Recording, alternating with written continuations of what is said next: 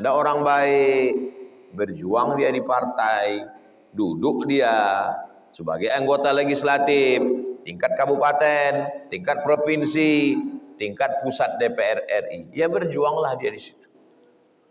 Nah sekarang yang menjadi masalah ini, orang menganggap kalau kau di situ berarti kau batil. Kalau di sini berarti hak.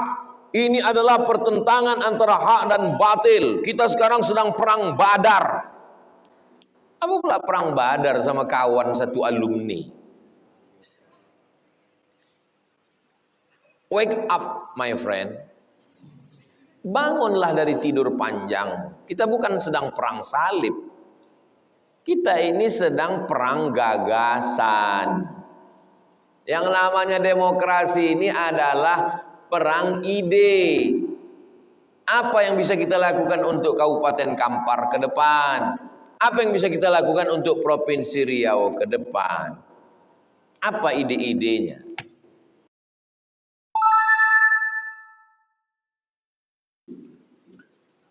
Apakah boleh menurut Islam keluarga yang tak punya anak kandung menyerahkan seluruh hartanya untuk anak angkatnya? Kalau orang tidak punya anak kandung, laki bini, kalau meninggal bininya, lakinya dapat setengah. Walakum nisfu ma taraka azwajukum illam yakul lahunna walad. Hai kamu laki-laki dapat setengah harta binimu kalau tak ada anak. Kebetulan bini kalian orang kaya, sawitnya sejauh mata memandang, hartanya 10 miliar, mati dia, berarti kalian dapat berapa? 5 miliar. Kalau yang mati laki, tak ada anak, berapa bini dapat? Walahunna rubu'u illam yakul lahunna walad illam yakul lakum walad. Istri dapat 1/4 kalau tak ada anak. Lalu kemudian siapa lagi yang dapat? Karena tak ada anak, maka dibagi ke saudara saudara kandung dapat. Jadi si bapak ini berpikir, saudara kandungku ini enak kali dia dapat. Padahal anak angkatku ini rupanya ngambil anak adopsi, anak angkat. Anak angkatku ini yang ngurus aku waktu sakit. Dibuatnya lah surat. Semua harta warisanku ini ku kasih ke anak angkat. Adapun saudara kandungku itu selop Jepang pun jangan kalian kasih. Zolim, melawan hukum Allah. Kalau mau menyelamatkan anak angkat itu cukup dikasih hibah. Kau anak angkatku, memang kau tidak lahir dari rahimku, tapi kau lahir dari hatiku. Lahir dari hati bisa jadi lebih sayang daripada yang lahir dari rahim. Aku tidak mau juga zalim kalau aku mati habis hartaku ini diambil saudaraku. Maka untuk menyelamatkan kau ku kasih hibah. Itu ada ruko di sana 100 pintu, tapi baru pintunya aja. Maka kau ku kasih 3 pintu. Adapun sisanya nanti untuk ahli waris dan ada wasiat untuk Masjid Muwahhidul Ummah karena mikrofonnya rusak. Kata orang yang mau meninggal tadi. Walaupun dia tak datang, dia nonton streaming, ditengoknya Ustaz tuh megang dari tadi kan. Jangan kasihkan semua ke anak angkat dan jangan pula sampai semua diambil ahli waris sampai anak angkat tak dapat. Dulu bersikap adil lah kamu. Gimana caranya sikap adil? Anak angkat kasih dia hibah. Kasih dia hibah, robahnya langsung suratnya di BPN Badan Pertanahan Nasional, habis itu kemudian aman. Meninggal kita, dibagilah ini semua ahli waris. Begitu caranya. Karena kalau semua untuk anak angkat, zalim. Saudara kita pun punya hak terhadap kita.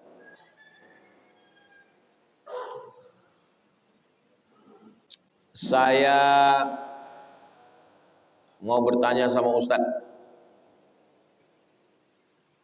bagaimana pendapat Ustadz tentang Taqiyuddin An-Nabhani? Beliau warga negara Palestina, belajarnya di Mesir, pernah ikut kepada Syekh Hasan Al-Banna, ikhtilaf dengan Hasan Al-Banna karena Hasan Al-Banna mendirikan partai Ikhwanul Muslimin.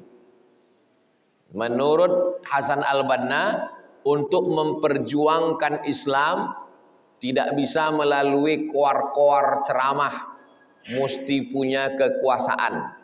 Maka kekuasaan zaman modern masuk ke parlemen, mesti bisa masuk ke parlemen, mesti punya partai. Itulah dia Partai Ikhwanul Muslimin.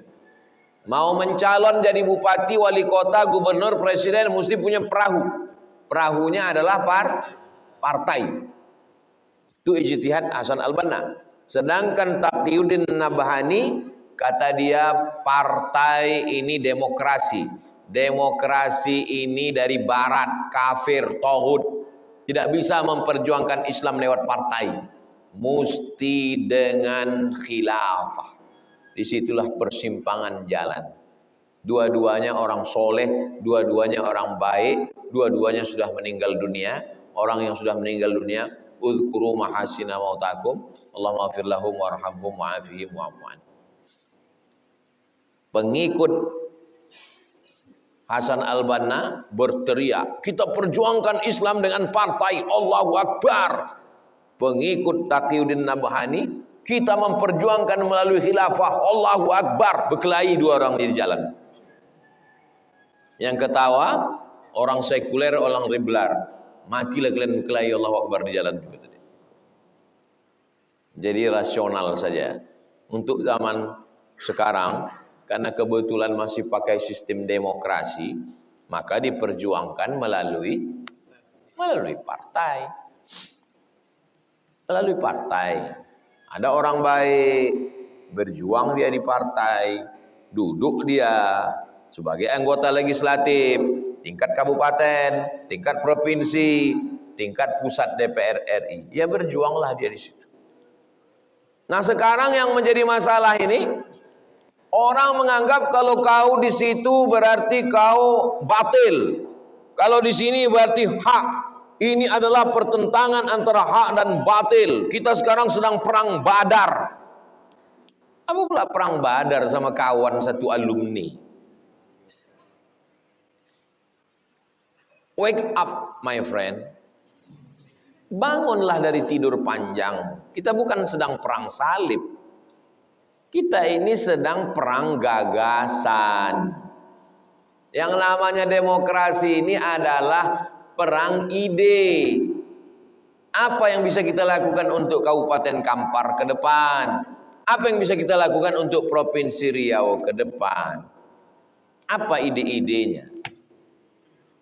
Turunlah pesawat, landing, ladies and gentlemen, kepala buku ditempel semen. All of our passenger, semua penumpang, pesawat kita akan mendarat di Sultan Syarif Qasim II. Begitu turun pesawat di Sultan Syarif Qasim II, yang pertama ditengoknya adalah Purna MTQ. Saya dalam kepala saya ini mau Purna MTQ itu menjadi pusat kajian Quran Asia Tenggara. Saya mau orang Malaysia, orang Brunei, orang Patani Thailand, orang Moro datang ke Purna MTQ itu untuk mengambil sanad Al-Quran, untuk belajar qiraat. Itu tidak bisa dengan ceramah, itu tidak bisa tausiah.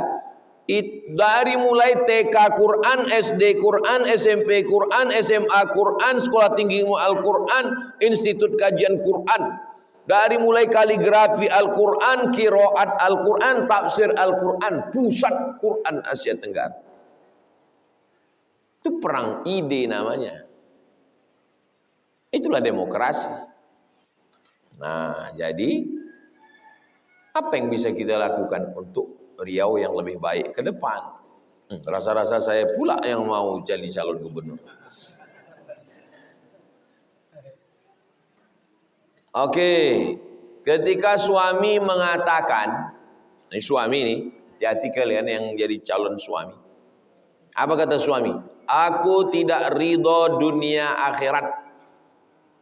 Kata suami kepada istrinya, aku tidak ridho dunia akhirat.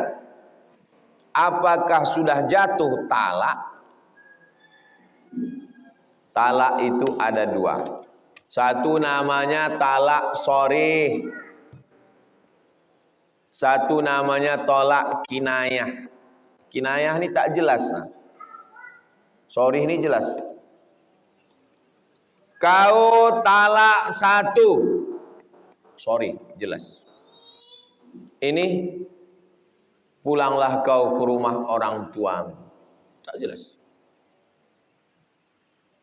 Maka kalau sharih jatuh talak satu. Tapi kalau ini, makanya perempuan juga mesti belajar fikih. Perempuan juga mesti paham fikih ahwal syakhsiyah. Kalau ada suami mengatakan, baliklah kau ke rumah orang tuamu. Tanya dulu, apa maksud kau? Enggak, maksudku kau ambil cuti aja. Tidak apa-apa. Tapi kalau kata dia ada niat talak, jatuh talak satu. Begitu juga dengan ucapan dia, aku tidak ridho dunia akhirat. Jangan langsung bungkus tikar bantal balik ke rumah. Tanya dulu, apa maksud kau tidak ridho? Kalau ada niat talak, jatuh. Kalau tak ada niat talak, tidak jatuh talak. Jelas? Yang lafaz sharih jatuh talak. Yang lafaz kinayah, kalau ada niat jatuh. Kalau tak ada niat, tak jatuh.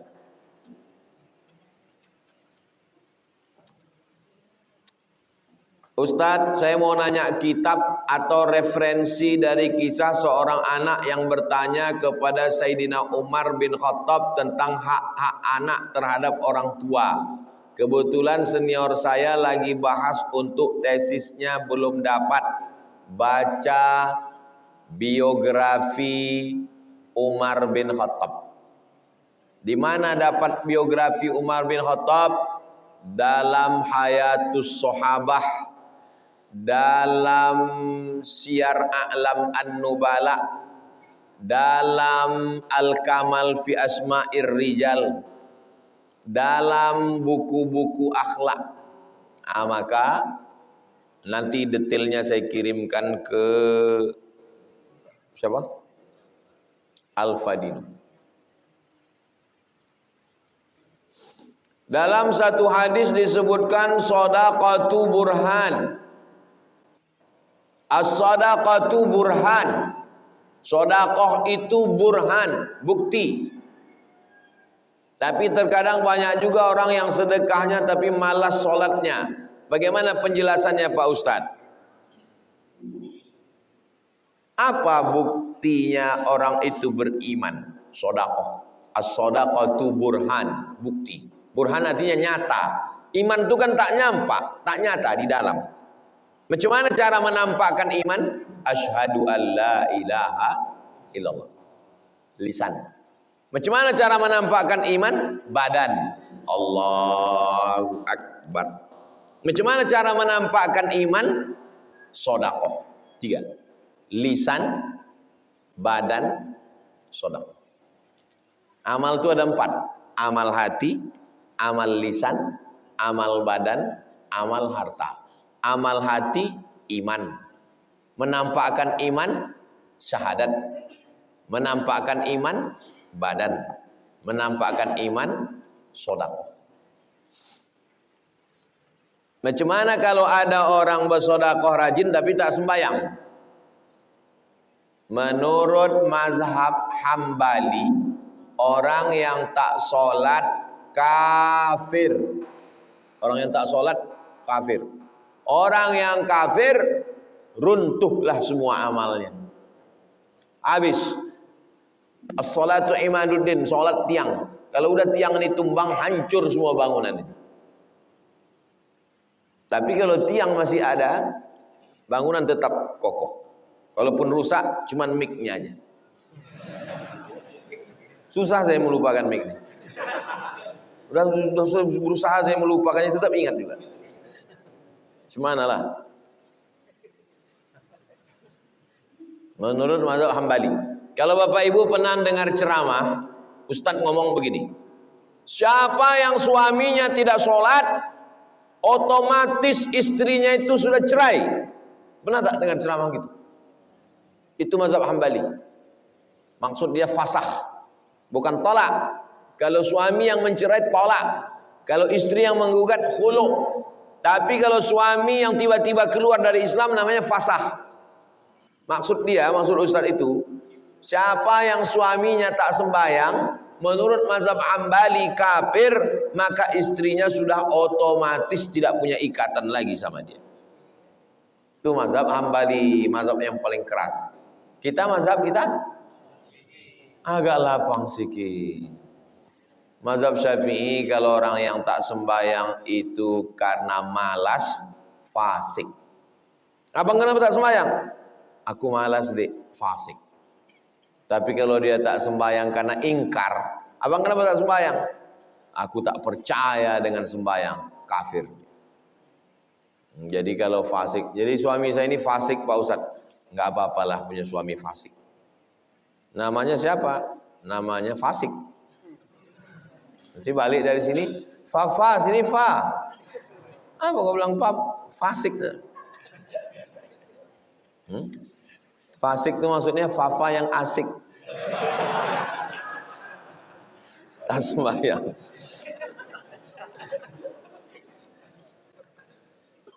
Ibu cari menantu yang sembahyang. Kalian cari bini yang sembahyang. Jangan sampai dapat bini tak sembahyang. Cuma anak kalian nanti. Saya rasa hambar nikmat Tuhan yang lain. Setelah ibu saya meninggal, saya rasa hambar nikmat Tuhan yang lain. Ini nyindir saya ini. Tak terasa nikmat. Bahkan ada terlintas di hati bahwa Tuhan itu tidak adil. Bagaimana cara mengobatinya? Saya tengok jamaah mendorong emaknya kursi roda. Bapak ini janggutnya putih sudah semua. Umur 70. Emaknya umur 90. Dalam hati saya, emakku umur 70 sudah meninggal. Bapak ini emaknya 90 masih hidup. Ada terlintas itu di dalam. Kok ginilah nasib saya. Satu hari saya pergi ceramah. Datang jamaah. Ustaz Somad, tolong doakan anak ini. Anak ini Pak Ustaz keponakanku. Ayahnya mati, emaknya mati. Kelas berapa dia? Kelas 5 SD. Oh, adil Tuhan rupanya. Jadi kalau kita tengok orang umur 70, emaknya 90, kita sangka Tuhan tak adil. Pas dijumpakan Allah kita dengan anak SD kelas 5, ayahnya mati, emaknya mati. Oh, adil. Jadi adil itu tak adil itu tergantung perasaan kita. Maka jangan ikut perasaan. Rasa ini laut tak bertepi. Filsafat rasional yang tak berujung. Tasawuf rasa tak bertepi. Timbangannya syariat. Tasawuf dan filsafat mesti ditimbang fi mizanis syariah. Mesti kembali kepada Al-Quran dan Sunnah Nabi Muhammad Sallallahu Alaihi Wasallam. Nah, jadi supaya pikiran itu jangan berkalau-kalau. Kalaulah dulu mak ni ku bawa ke Malaysia ke rumah sakit, kalaulah dulu ku bawa jalan-jalan, kalaulah dulu ku belikan rumah, kalaulah dulu ku belikan mobil. Hilangkan kalau-kalaunya itu, karena sekali kalau itu akan disusul kalau. Itulah nanti antum jumpa di pinggir jalan orang ngomong sendiri, sama angkot pun dia senyum. Itu gara-gara kalau lah itu. Bercakap dia sendiri di dalam ini. Kalau. Itu mau senyum sendiri. Lama-lama. Nah, jadi menghilangkan kalau itu adalah zikir. Saya sampai sekarang kalau dalam pikiran saya itu ingat langsung saya bacakan untuk almarhum, almarhumah, ayah, emak, atuk, nenek, Al-Fatihah. Serak 10 kali kalau 10 kali kirim. 100 kali kalau 100 kali kirim. Kalau ada orang yang bilang, dengan berjalannya waktu, kerinduan itu akan hilang. Oh, mak kau masih hidup, iyalah kau bisa bercakap gitu. Kalau udah meninggal, tak bisa. Jadi kapanlah orang kehilangan orang tua itu baru hilang sakitnya? Kalau dia mati, jumpa dia dengan emaknya itu barulah hilang. Jadi tak ada itu istilah hilang itu tak ada. Antum buat aja baik banyak-banyak, buat sampai akhirnya mimda tema taya bawati, mati.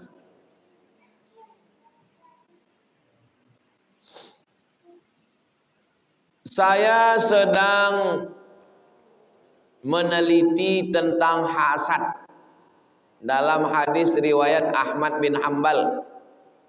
Apakah kitab syarah yang paling baik untuk membantu dalam hasad? Kalau antum mengkaji tentang masalah hasad, riya, sum'ah, takbur, nifak, masalah-masalah hati, maka carinya ke kitab akhlak. Kitab akhlak yang paling bagus Ihya Ulumuddin, Imam Abu Hamid Al-Ghazali. Ihya Ulumuddin ini dapat ilhamnya dari mana? Dari Qut Al-Qulub, Imam Abu Talib Al-Makki. Ada di rumah Qut Al-Qulub. Download di internet. Qut makanan pokok, Al-Qulub hati. Jadi Imam Abu Hamid Al-Ghazali baca kitab Imam Abu Talib Al-Makki Qut Al-Qulub, terinspirasi dia, itu ditulisnya Ihya Ulumuddin. Iya terlalu tebal 4 jilid Pak Ustadz. Ringkasannya diringkas oleh Habib Umar bin Hafiz, yang dibacakan oleh Habib Ali Zainal Abidin Al-Jufri. Online sekarang beliau sedang bacakan itu di YouTube, cari channel YouTube beliau. Atau yang diringkas dulu di pondok kami, ringkasan Ihya Ulumuddin yang 1 jilid diringkas oleh Syekh Jamaluddin Al-Qasimi. Judulnya Mau'izatul Mu'minin min Ihya Ulumuddin. Pokoknya cari kitab-kitab yang masalah hati. Terakhir, apa pengertian khurafat? TBC, Kiai Haji Ahmad Dahlan 1926 1912 mendirikan Muhammadiyah untuk memerangi TBC, takhayul, bid'ah, cuerafat. Ejaan lama, C-nya itu cuerafat. Takhayul dari kata khayyala yukhayyilu, takhayyala yatakhayyalu, halu, berimajinasi. Bid'ah, perbuatan yang dibuat tak ada dalil. Tak ada dalil sama sekali. Selama masih ada dalil tak boleh dikatakan bid'ah. Khurafat adalah tradisi-tradisi yang diambil oleh manusia dari pendahulu sebelumnya yang tak ada pembenarannya baik secara akal maupun nas Al-Quran dan Sunnah Nabi Muhammad SAW. Jadi semua perbuatan-perbuatan ini mesti dibenarkan oleh Quran dan Sunnah. Akal manusia, akalnya tentu akal ulama. Al-ulama warasatul anbiya. Apa boleh kita mendukung orang-orang yang khurafat? Apakah khurafat itu seperti dongeng? Dongeng masuk dalam khurafat. Atau karomah? Karomah bukan khurafat. Karomah itu kalau nabi namanya mukjizat. Kalau wali namanya karomat. Karomah artinya kemuliaan. Dikasih Allah kemuliaan kepada walinya itu untuk menunjukkan bahwa orang itu benar. datanglah pesilat tangguh dari Riau, namanya Sulung Pendekar, untuk menguji Syekh Abdul Wahab Rokan. Sampai yang bercerita ini guru saya di Muallimin Al-Wasliyah, orang Dumai, namanya Al-Mukarram Almarhum Ustadz Hafiz Yazid.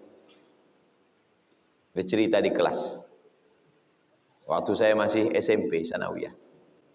Sampai Sulung Pendekar nih di rumah Syekh, tak terangkatnya gelas yang, kan kalau kita bertamu ke rumah orang kan, kata Syekh Abdul Wahab Rokan, kenapa tak minum sulung? Nah, dituangkan Tuan Syekh itulah, minumlah. Setelah dituangkan, gelasnya itu pun tak terangkatnya juga. Padahal maksud dia mau menantang silat ya. Lama-lama naik darah dia. Aku kesini ini bukan mau ngangkat gelas, aku mau bersilat, gitu dia. Marah dia, ditantang-tantang. Dijatuhkan Tuan Syekh itulah bulu ayam. Kebetulan malam itu habis hujan. Kalau habis hujan tanah itu kan lunak kan? Dicucukkan bulu ayam. Cucukkan. Kau cabut dulu bulu ayam itu, baru kita bersilat. Cucukkan bulu ayam, jatuhkan bulu ayam itu ke tanah, kan berdiri dia. Kau cabut dulu bulu ayam itu, baru kita bersilat. Dicabutnya bulu ayam itu, tanggal semua bulu ayam itu, tapi tangkai itu tak tercabut dari tanah. Nah, itulah disebut dengan mencabut bulu ayam sungsang. Pernah dengar mencabut bulu ayam sungsang? Nah, itulah istilah cabut bulu ayam sungsang. Akhirnya bertobatlah Sulung Pendekar, ikut tarekat Naqsabandiyah. Itu karomah, riwayat itu masyhur. Untuk apa diberikan Allah itu? Supaya orang beriman. Siapa yang mendakwahkan Islam ke dalam suku Talang, ke dalam suku Sakai, tarekat Naqsabandiyah. Kalau Tuan Syekh datang, dia yang menyampaikan. Kalau dia tak datang, dikirimlah pengganti. Pengganti itu bahasa Arabnya khalifah. Pengganti Nabi Muhammad, khalifah Abu Bakar Siddiq. Khalifah itu artinya pengganti. Maka kalau Syekh tak datang, digantikan oleh penggantinya, namanya khalifah. Orang Melayu payah menyebut khalifah. Dipanggil siapa? Kelipah. Siapa itu kelipah itu? Khalifah.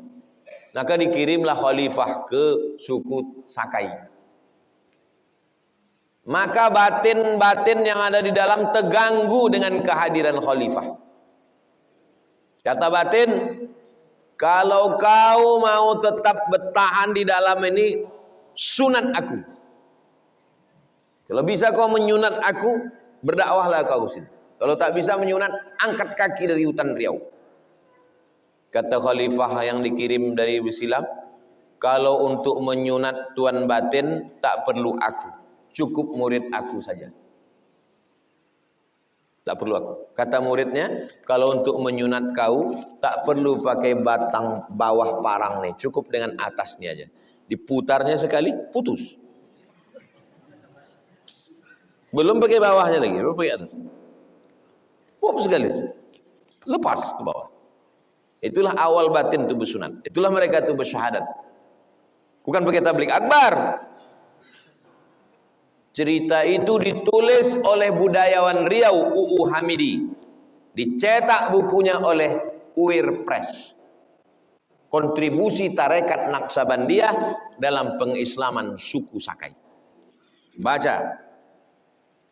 Jadi orang tarekat itu dulu mengislamkan orang dalam hutan. Orang sekarang, orang yang udah dalam masjid dibid'ah akan dikafir-kafirkan. Ini yang begini ini cocoknya ditangkap, masukkan ke dalam hutan.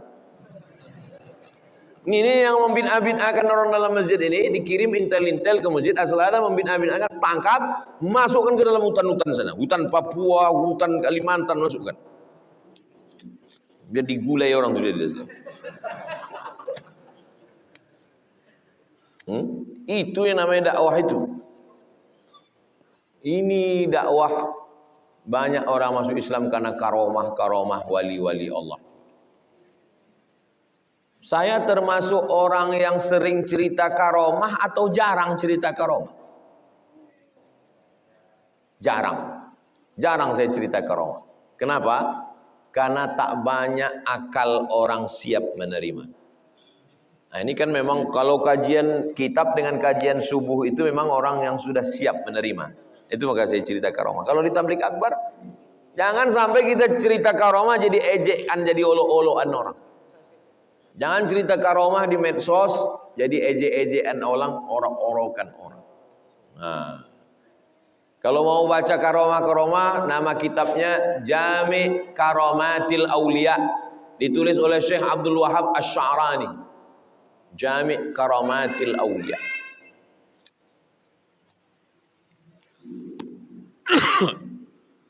Mak saya namanya Hajar Rohana. Mak saya ini punya mak lagi namanya Siti Aminah. Siti Aminah ini punya ayah namanya Syekh Abdurrahman. Syekh Abdurrahman ini banyak karomah. Meninggal 1941. Datanglah anak kecil ke tempat dia, disapunya kepala anak kecil. Disapunya kepala anak kecil ini, dibilangnya, ini nanti akan menjadi orang hebat di Indonesia. Anak kecil ini. Tahun 1988 anak kecil itu datang berziarah ke makam. Kata dia, kepala aku dulu pernah disapu si Abdurrahman. Kata dia, aku nanti jadi orang hebat. Itulah dia Jenderal Ahmad Taher, Menparpostel zaman Soeharto. Jenderal Ahmad Taher, Menteri Pariwisata, Pos dan Telekomunikasi zaman Pak Harto. Terbukti cakapnya itu. Kenapa Bapak datang? Karena dulu waktu aku kecil pernah dibawa ayahku ziarah jumpa almarhum. Kata dia, ini anak nanti akan jadi orang hebat Indonesia. Ingat dia cakap itu. Itu salah satu karomahnya yang terbukti. Saya sampai sekarang belum pernah berani membilang anak kecil, ini hebat, entah iya entah tidak. Tak berani saya. Tak nampak saya, gelap.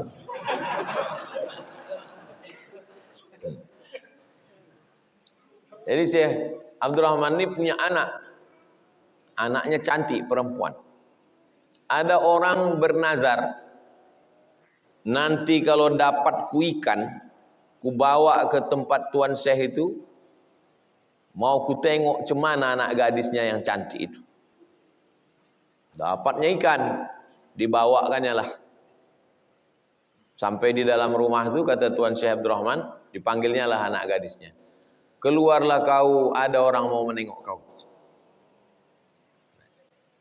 Saya sampai sekarang tak tahu saya entah apa niat tamu-tamu saya itu. Dan saya minta kepada Allah supaya jangan sampai saya tahu niat tamu-tamu. Karena kalau sampai tahu saya tutup pintu gerbang. Jadi ada karomah itu diberikan Allah karena memang makom orang itu layak. Sama macam pisau karomah itu.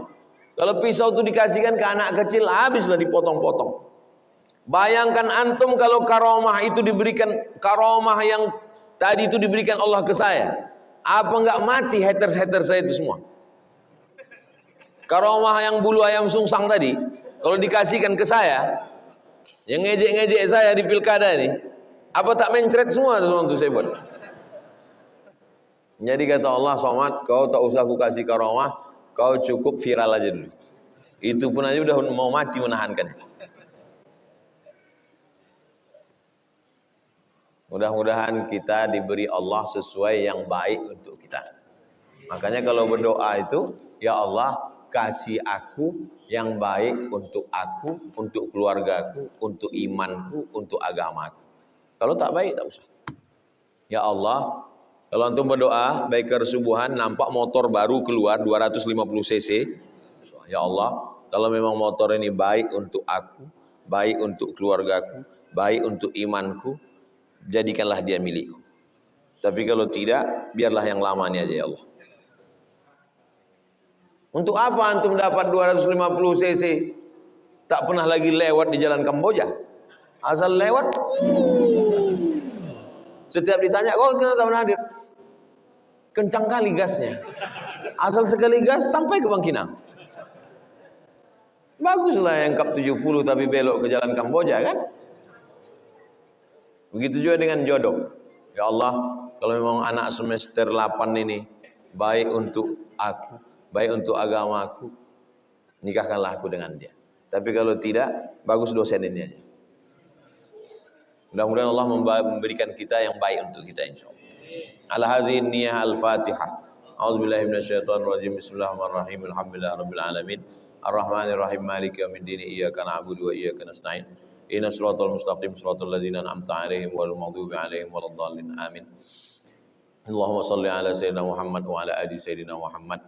La tada' lana dzamban illa ghafartah wa la hamman illa farajtah wa la daynan illa qadaitah wa la musafiran illa wasaltah wa la maridan illa syafaitah wa la hajatan min hawaijid dunya wal akhirati laka ridha wa lana fiha salah illa qadaitaha wa yassartaha ya rabbal alamin. Wa sallallahu ala sayyidina Muhammad wa ala alihi washabbihi wasallam walhamdulillahi rabbil alamin. Saya dan bawa air Zam-Zam. Cukup tak cukup kita minum. Gelasnya ada 7. Nanti saya tuang, antum minum, tapi minumnya jangan bibirnya lengket ke gelas tuh, takutnya yang sesudah antum nanti tak semua orang mau, takutnya jijik dia. Jadi minumnya macam minum obat, antum tumpangannya gitu. Ya. Bawa ke.